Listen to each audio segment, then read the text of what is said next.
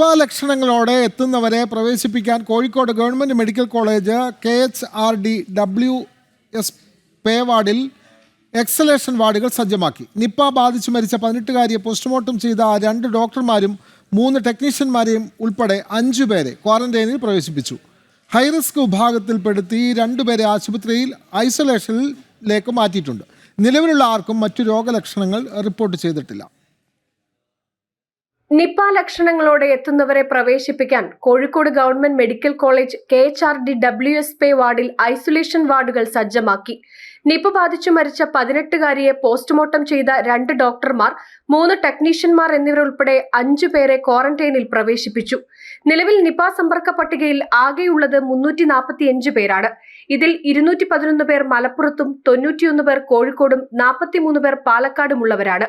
Kozhikode Nipah സമ്പർക്ക പട്ടികയിലുള്ള 91 പേരും ആരോഗ്യ പ്രവർത്തകരാണ്. ഇവരിൽ ഹൈറിസ്ക് വിഭാഗത്തിൽപ്പെടുത്തി 2 പേരെ ആശുപത്രിയിൽ ഐസൊലേഷനിൽ പ്രവേശിപ്പിച്ചിട്ടുണ്ട്. നിലവിൽ സമ്പർക്ക പട്ടികയിലുള്ള ആർക്കും രോഗലക്ഷണങ്ങളില്ല.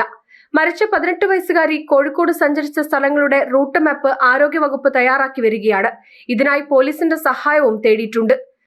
ജനം, കോഴിക്കോട്.